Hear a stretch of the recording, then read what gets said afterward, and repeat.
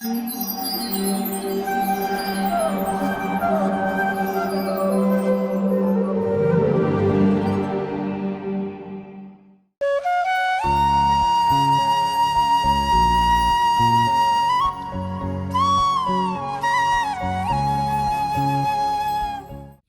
कृष्णा।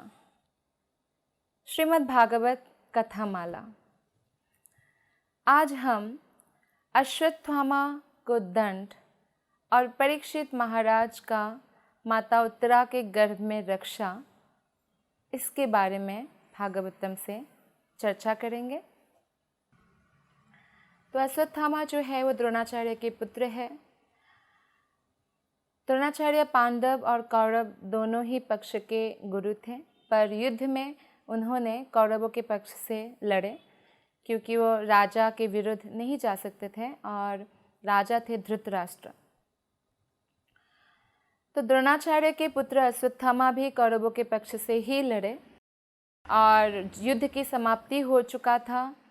दुर्योधन जो है मरणासन्न अवस्था में पड़े हुए थे, उनकी जंघा तोड़ दी थी भीम ने। और उसी समय अश्वत्थामा ने दुर्योधन को खुश करने के लिए पांडवों के वहाँ जाकर पांडव समझ के सोते हुए पांडवों के 5 पुत्रों का गला काट कर ले आते हैं। और दुर्योधन ये देखकर अश्वत्थामा की भारी निंदा करते हैं कि आपने कितना जघन्य काम किया है।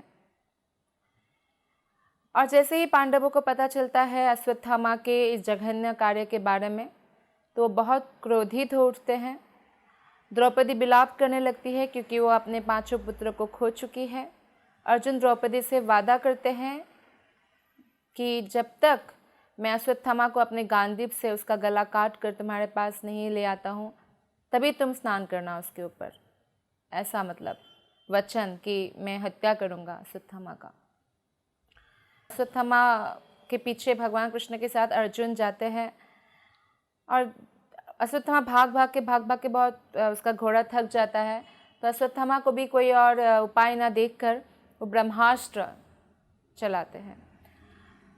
ब्रह्मास्त्र की जो तेज है वो चारों दिशाओं में जो है बहुत प्रभावित करते हैं। चारों दिशाओं में जैसे चारों दिशाओं को निगल जाएंगे, ऐसा। ये देखकर कृष्ण से अर्जुन पूछते हैं कि ये क्या हो रहा है। तो कृष्ण कहते हैं कि अश्वत्थामा ने ब्रह्मास्त्र छोड़ा है और इसीलिए जो है ये सब हो रहा है। तो अश्वत्थामा के ब्रह्मास्त्र को निरस्त करने का और कोई उपाय नहीं है, तुम भी ब्रह्मास्त्र छोड़ो। अश्वत्थामा जो है उसको ब्रह्मास्त्र चलाना तो आता था, लेकिन ब्रह्मास्त्र वापस कैसे बुलाना है वो नहीं आता था, लेकिन अर्जुन को आता था। तो अर्जुन का कैरेक्टर में हमें एक चीज़ बहुत नज़र आती है कि अर्जुन जो है कुरुक्षेत्र के युद्ध में भी जब युद्ध करते हैं तो भी कृष्ण की आज्ञा से करते हैं। उनके हृदय में ना कोई राज्य की आकांक्षा, ना कोई वैभव ऐश्वर्य की, लेकिन कृष्ण की इच्छा से।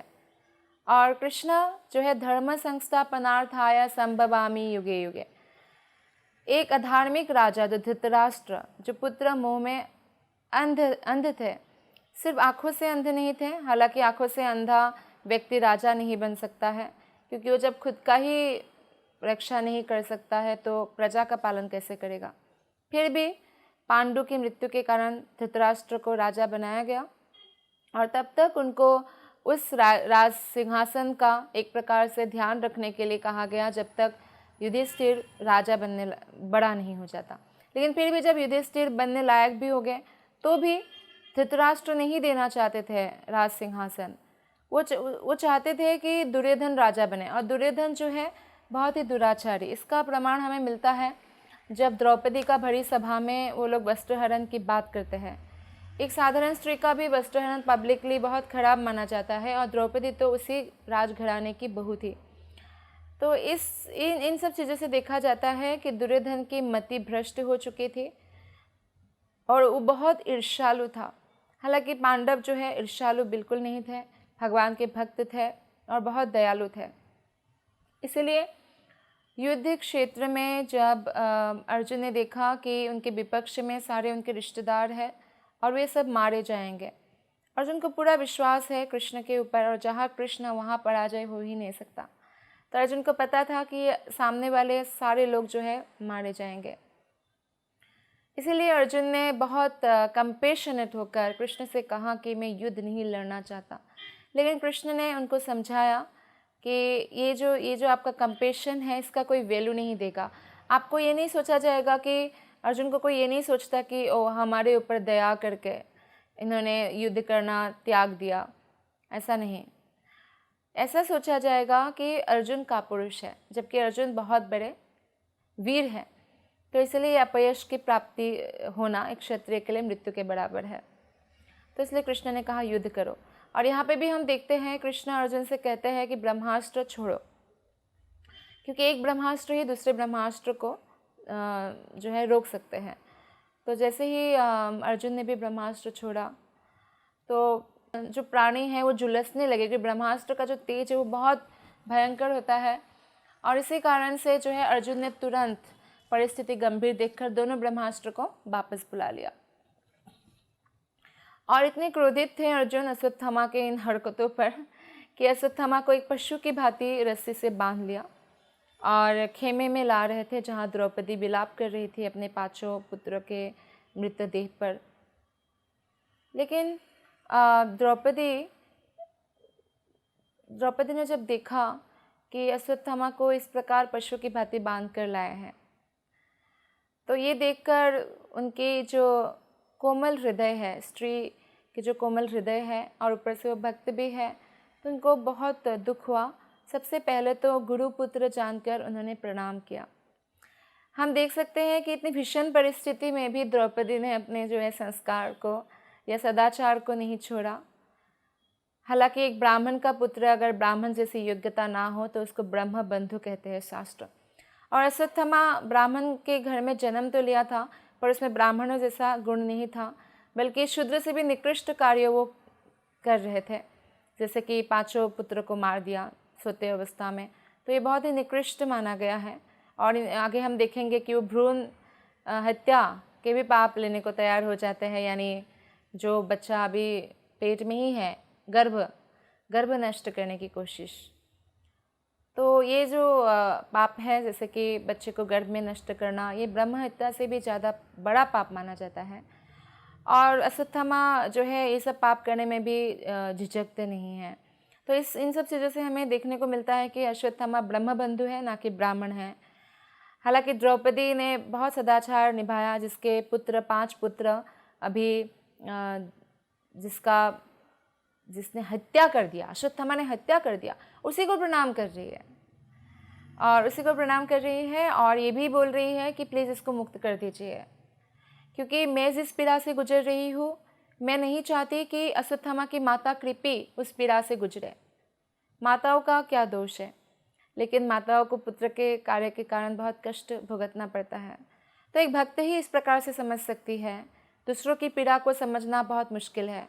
एक ईर्ष्यालु व्यक्ति जिसके हृदय में प्रतिशोध की आग लगी हुई हो, ईर्ष्यालु हो, वो ये नहीं सोचेंगे कि मैं इसको मार देता हूँ तो फिर इसके माता रोएंगी या ये। लेकिन द्रौपदी ने अपने 5 पुत्रों की मृत्यु पर यह अनुभव किया कि कितनी पीड़ा होती है एक माता को।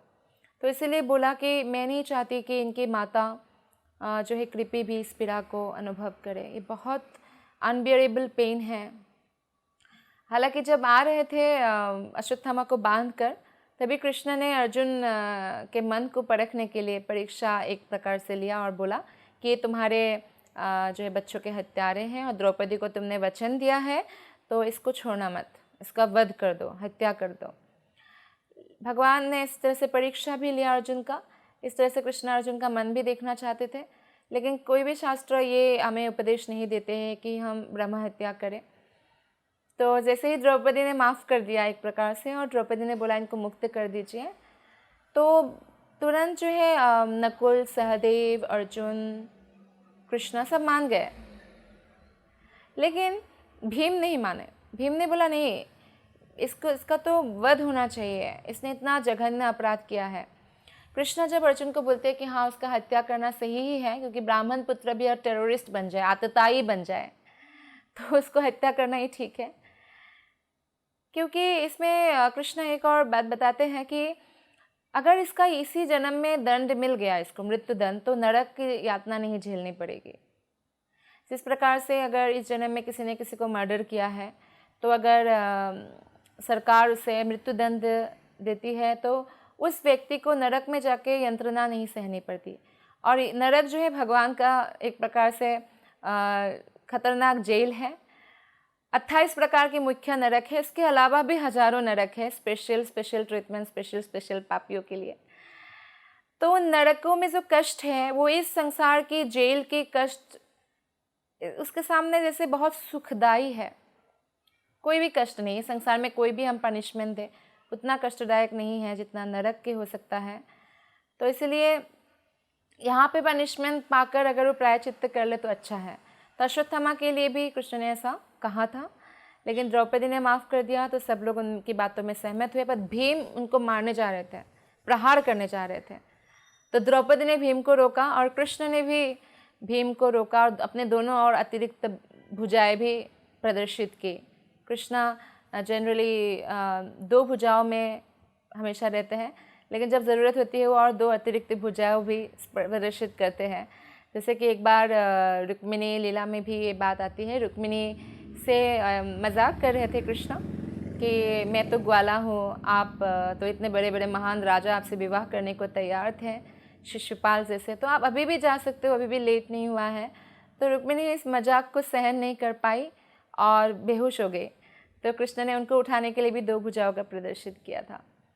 तो कृष्ण बहुत दयालु हैं और अपने जो है भक्तों की रक्षा के लिए हर प्रकार से, धर्म की रक्षा, भक्तों की हर प्रकार की रक्षा के लिए वो तैयार रहते हैं। तो यहाँ पे अर्जुन को भी एक प्रकार से वो परीक्षा ले रहे थे कि वो क्या कहते हैं, लेकिन जब देखा कि हाँ अर्जुन ने भी माफ़ कर दिया और भीम जो है मारने जा रहे तो भीम को रोका। और उसके बाद जो है कृष्ण ने कहा देखो अर्जुन, आप भीम मारना चाहते हैं तो भीम की भी बातें तुमको रखनी है और जो है ब्राह्मण की हत्या नहीं भी करनी है। तो कृष्ण ने एक विरोधाभास बातें कही कि आप हत्या करो भी अश्वत्थामा की और मत भी करो। तो इस प्रकार से फिर इस निष्कर्ष में आया गया कि अश्वत्थामा के जो माथे में एक मणि थी, मणि को निकाल दिया गया, उनके बाल पूरा निकाल दिया गया और एक प्रकार से एक ब्राह्मण का अपमान हुआ। और ब्राह्मण के लिए अपमान से जो है अच्छा है मृत्यु, तो ये मृत्यु से भी बढ़कर था, मृत्यु के बराबर था। तो फिर उनकी शक्ति भी क्षीण हो गई। तो इस प्रकार से समाप्त हुआ ये सब युद्ध की बातें। उसके बाद कृष्ण ने कुछ दिन हस्तिनापुर में रुके और युधिष्ठिर से 3 अश्वमेध यज्ञ करवाए। उसके बाद कृष्णा द्वारिका वापस लौटने के लिए रथ पर सवार हुए। तो इतने में उत्तरा दौड़ी दौड़ी आई और कृष्ण से प्रार्थना की कि हे मधुसूदन मेरी रक्षा कीजिए, एक आग्नेय बाण, अग्नि का एक बाण जो है मेरी ओर आ रही है, अगर मेरी मृत्यु भी हो जाए, मैं भस्म भी हो जाऊं तो मुझे कोई दुख नहीं है, बस मेरे गर्भ की रक्षा कीजिए। तो उत्तरा की इन बातों से हमें और एक चीज़ सीखने को मिलती है कि भक्त जो है अपने ऊपर आई हुई कोई भी विपदाओं को भगवान की कृपा समझ के हंस के स्वीकार कर लेते हैं।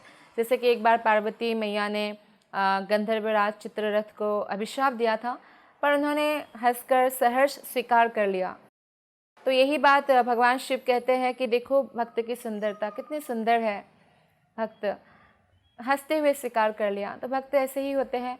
तो उत्तरा को अपनी चिंता नहीं थी, लेकिन भक्त दूसरों की रक्षा करते हैं। जैसे कि उनके गर्भ में पले हुए जो बच्चा था, जो उस भारतवर्ष के भावी राजा थे, तो उनको रक्षा करना धर्म था। तो उत्तरा ने इसलिए प्रार्थना की। और कृष्ण जैसे लास्ट टाइम कृष्ण ने कहा था अर्जुन ब्रह्मास्त्र छोड़ो और ब्रह्मास्त्र से ब्रह्मास्त्र को निरस्त कर दो, लेकिन इस बार ऐसा करने के लिए बहुत कम समय बचा था। कृष्ण ने देखा कि उस ब्रह्मास्त्र को निरस्त करने का बहुत कम समय है, तो इसलिए कोई उपाय ना देखकर जो है कृष्ण ने प्रतिज्ञा भी की थी युद्ध में मैं कभी भी अस्त्र शस्त्र नहीं उठाऊंगा।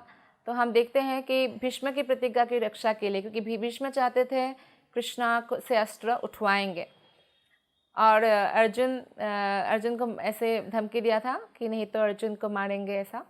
तो कृष्ण ने उस समय भी रथ की पहिया उठा लिया था और भीष्म खुशी खुशी रेडी थे कि आइए मेरे को वध कर दीजिए मेरा, क्योंकि भगवान के हाथों वध होना ये बहुत बड़ी बात है।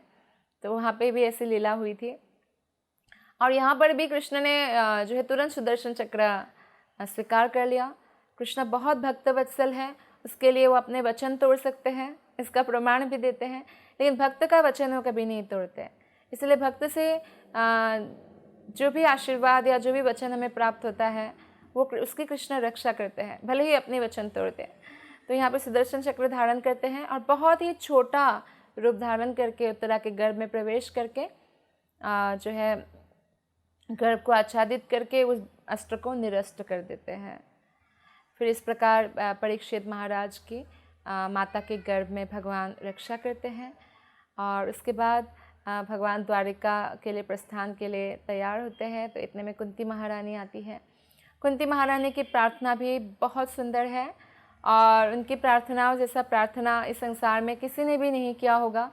उसमें से जो एक बहुत महत्वपूर्ण प्रार्थना है वो यह है कि हमारे पास जब विपत्तियाँ थी तो आप हमारे साथ थे और अब विपत्तियाँ ख़त्म है, हर जगह सुख है, वैभव है, ऐश्वर्य है, तो आप जा रहे हैं। तो इससे अच्छा विपत्तियाँ बार बार आए ताकि आप हमारे साथ ही रहे। तो ये प्रार्थना बहुत ही ख़ास है क्योंकि हमारे जीवन में जनरली सब लोग जो है भौतिक संसार में सुख चाहते हैं, भौतिक सुख, धन, ऐश्वर्य, नेम, फेम। भले ही बोलेंगे भगवान ये सब हमें दे दो, आप भले ही कहीं भी रहो, कोई प्रॉब्लम नहीं है, लेकिन हम सुखी रहे। लेकिन एक शुद्ध भक्त कैसे होते हैं? हमें ऐश्वर्य, धन, नाम, यश, पोजीशन, पावर कुछ नहीं चाहिए कृष्णा, हमें बस आप चाहिए। तो इतना प्रेम, ऐसा प्रेम जब तक हमें भगवान से नहीं होता है हम भगवान को प्राप्त नहीं कर सकते हैं। जैसे एक माता का प्रेम होता है अपने पुत्र के लिए, पुत्र भले ही कितना भी स्वार्थी हो जाए बाद में, लेकिन माता हमेशा उसे चाहती है, भले ही वो नालायक हो जाए, भले ही वो कुछ भी हो जाए, माता हमेशा उसे चाहती रहती है। तो ऐसे ही जो है भगवान, हम भले ही कैसे भी हो, हमें भगवान बहुत प्रेम करते हैं। और जब हम भी अपने हृदय में कृष्ण प्रेम को जागृत कर लेते हैं, हरे कृष्णा कृष्ण कृष्ण हरे हरे, हरे राम राम राम हरे हरे, इस महामंत्र के जप के द्वारा हमारे हृदय में कृष्ण प्रेम जागृत हो जाता है और तब हम भगवान को प्राप्त कर सकते हैं। Thank you very much. Hare Krishna.